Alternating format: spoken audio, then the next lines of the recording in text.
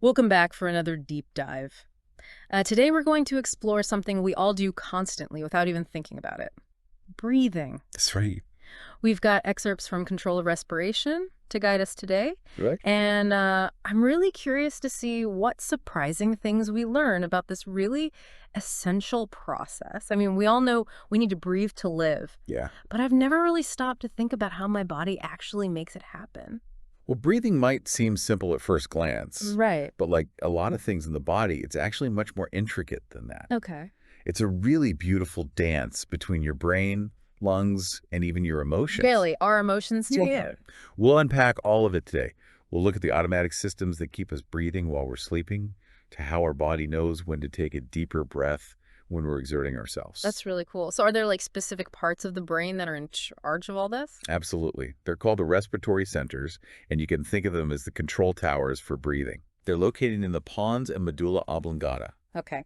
and these centers coordinate all the muscles that make you inhale and exhale. So even though I can consciously hold my breath for a bit, Yeah, there's this whole other system working in the background to make sure I don't forget to breathe entirely. that's exactly right. Mm. Respiration has both voluntary and involuntary components. Imagine if we had to consciously remember to breathe every second of every day, Right. we wouldn't get anything done. Thankfully, these respiratory centers have got us covered. That makes sense. So our source material actually gets even more specific than that. Okay. It talks about the dorsal and ventral respiratory groups, or Right. DRG and VRG within the medulla. I have to admit, those terms sound a little intimidating. They do sound a bit technical, but they're not as complicated as they sound. Just remember this. Okay. The DRG is like the pacemaker for your everyday relaxed breathing. Okay. It sends signals to your diaphragm and intercostal muscles, telling them when to contract and draw air in. When those signals stop, you passively exhale. Oh, okay. So the DRG is all about the inhale, and then we just kind of like deflate like a balloon. Pretty much. But things get a bit more complex when we need to breathe harder, like during exercise. Makes sense. And that's when the VRG steps in. Hmm. It activates additional muscles to help you take deeper breaths and even forces air out more actively. So it's like having different gears for breathing depending on what our body needs at the time. Exactly. Pretty clever. But how does our brain know when to shift gears? How does it sense when we need more oxygen? Well, for that, we can thank our sensory systems. Okay. You have a whole network of receptors sending signals to the respiratory centers in your brain. For example, you have irritant receptors in your airways. Think of them as tiny security guards. Okay, I'm intrigued. Tell me more about these security guards. Well, imagine you accidentally inhale some dust or smoke. Those irritant receptors trigger reflexes like coughing Oh, yeah. or tightening your airways to protect your lungs. It's a really effective defense system. That makes a lot of sense. Okay. Our source material also mentions stretch receptors. Are those the ones that tell us when we've inhaled enough air? Exactly. They're located in the walls of your lungs and airways. As your lungs inflate, they send signals back to your brainstem, essentially saying, okay, we're full, time to stop. Okay. This is called the inflation reflex, and it's a crucial safety mechanism to prevent lung damage. It's amazing how much is going on behind the scenes every time we breathe. We've got these control centers in our brains, and they're getting constant feedback from our lungs. Right. It makes me think about how important communication is even within our own bodies. It's all about those feedback loops. But we've only scratched the surface here. There's another layer we need to talk about. Chemoreceptors. These guys are constantly monitoring the chemical composition of your blood and cerebrospinal fluid, looking for changes that might indicate a problem. So if we connect this to the bigger picture, what exactly are these chemoreceptors looking for? They're primarily interested in carbon dioxide levels, oxygen levels, and pH, all factors that can signal how well your body is doing with gas exchange. Remember that feeling of breathlessness you get after holding your breath for a long time? Oh, yeah, definitely. That's your chemoreceptors telling your brain that your CO2 levels are rising and it's time to breathe. Wow. So these chemoreceptors are like tiny bloodhounds sniffing out any imbalances in our system. Exactly. And they're strategically located throughout your body. Okay. You have carotid bodies in your neck, which are particularly sensitive to changes in blood pH and oxygen levels. They relay this information to your brain through the glossopharyngeal nerve. So they're like checkpoints making sure our blood chemistry is in order. Precisely. And then you have aortic bodies near your aorta, sending signals through the vagus nerve. It's all about constant communication to keep your breathing balanced. Wait a minute. I'm sensing a pattern here. All these different nerves seem to be playing a role in sending signals back and forth between the body and the brain. You're right. And it's not just those peripheral chemoreceptors in the carotid and aortic bodies. You also have central chemoreceptors located right in the medulla oblongata. Okay, so we've got these peripheral chemoreceptors out in the body and then these central ones in the brain. What's the difference? They both play a role in maintaining balance. But the central chemoreceptors are particularly focused on changes in carbon dioxide or PCO2 levels in the cerebrospinal fluid, Oh, okay. while the peripheral chemoreceptors also respond to changes in pH. So if my CO2 levels get too high, these central chemoreceptors will sound the alarm. Precisely.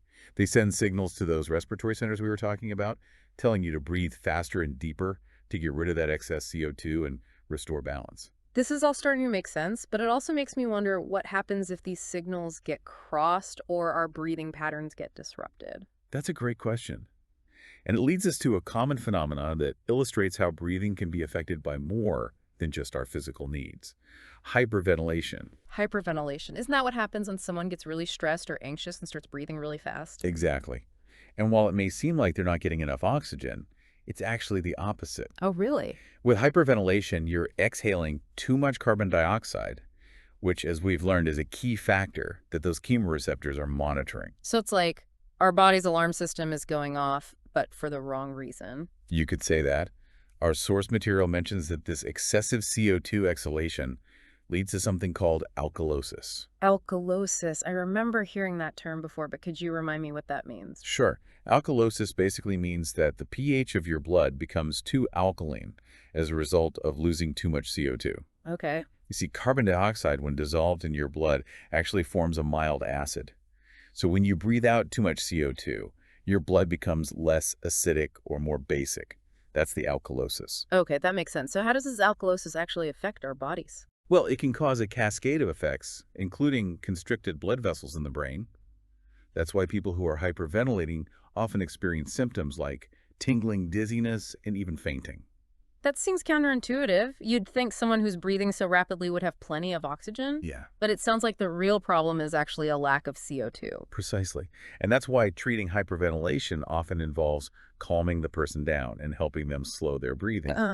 It might seem counterintuitive, but it's all about restoring that balance of CO2 in the blood. I'm starting to see how even something as seemingly simple as breathing can be incredibly complex and easily affected by things like stress and anxiety. It makes me wonder if we have more control over our breathing than we realize. We absolutely do. Yeah. But let's delve deeper into that connection between breath and emotions in the next part of our deep dive. So we've been exploring how our brains orchestrate this really intricate symphony of breathing. But now I'm curious to learn a bit more about the emotional side of things. You mentioned before that even our feelings can impact our respiratory patterns. Yeah. And I know from my own experience, like when I get nervous, my breath tends to get all shallow and rapid. It's really fascinating, isn't it? It Yeah. makes total sense when you think about it. When we're anxious or stressed, our breath tends to become quick and shallow. And when we're relaxed and at ease, our breath is usually slower and deeper. Right. So it's almost like your breath is a mirror reflecting your emotional state. So is there a direct connection then between our emotions and those respiratory centers in the brain that we were talking about? Absolutely. Your limbic system, which is essentially the emotional hub of your brain, Yeah. has direct connections to those respiratory centers. And that's why techniques like deep breathing exercises can be so effective for managing things like stress and anxiety. Oh, okay. So by consciously slowing down our breathing, we can actually send signals back to our brain to kind of like chill out. That's it. It's like a feedback loop, but in reverse. Instead of your emotions dictating your breath, you're using your breath to influence your emotional state. It's like hitting the reset button on your nervous system. That's pretty cool. That's really empowering to think about. It highlights how much control we actually have over our physiology. Yeah. I've always been fascinated by those like meditative practices Right. where people use like specific breathing techniques to alter their state of consciousness. Yeah. Is that related at all to this connection between our breath and the limbic system? It very well could be. I mean, the Yeah. rhythm and depth of breathing are often used in meditation to shift awareness Right. and even induce altered states of consciousness. Yeah. It's a really fascinating area of research, and there's still so much that we just don't understand about this interplay between breath, brain, and consciousness. It is fascinating. This deep dive has really opened my eyes to the complexity of something we often take for granted. It's incredible how such a fundamental process can be influenced by so many different factors.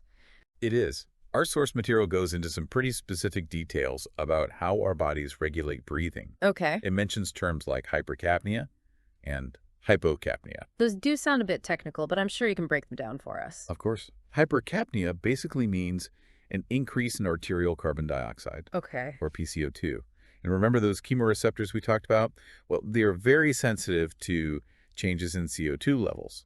So if CO2 builds up in your blood, those chemoreceptors spring into action, sending signals to your brain to breathe faster and deeper Okay. to expel that excess CO2. So it's like a built-in alarm system, making sure that we don't get too much CO2 in our system. Exactly.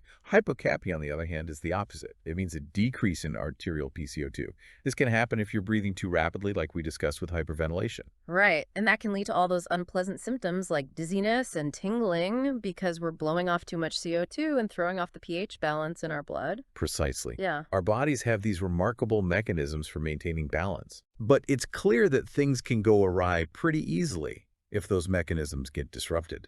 It makes you appreciate the complexity of it all. It does. It really does. It makes me think we should all be paying a lot more attention to our breath. Our source material actually mentions that chemoreceptors can adapt over time. What does that mean exactly? That's a great question. It's an important point to understand. Yeah. Essentially, when chemoreceptors are chronically stimulated, they can become less sensitive. So if our CO2 levels are consistently high, for example, Right.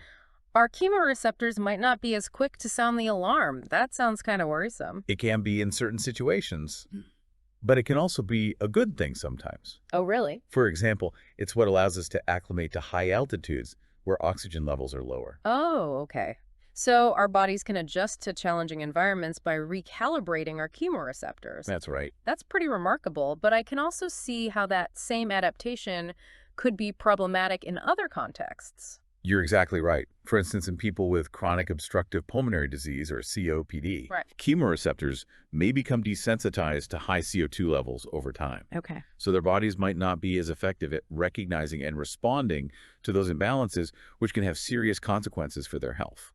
This makes me think about how important it is to be aware of any underlying health conditions that could be affecting our breathing. It seems like subtle changes in our breathing patterns could be early warning signs that something's off. I completely agree.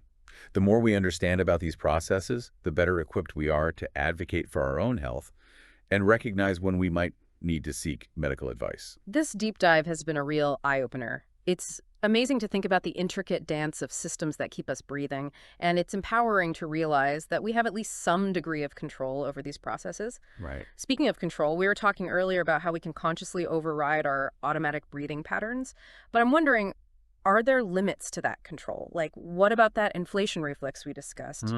Could we hold our breath long enough to override that safety mechanism? That's a fascinating question. Yeah. And it really highlights the tug of war between our conscious control and those deeply ingrained reflexes that keep us alive. Yeah, it really is a fascinating question. I mean, on one hand, we can consciously control our breath to a certain extent, right? That's how we can speak and sing. We can hold our breath for a short time.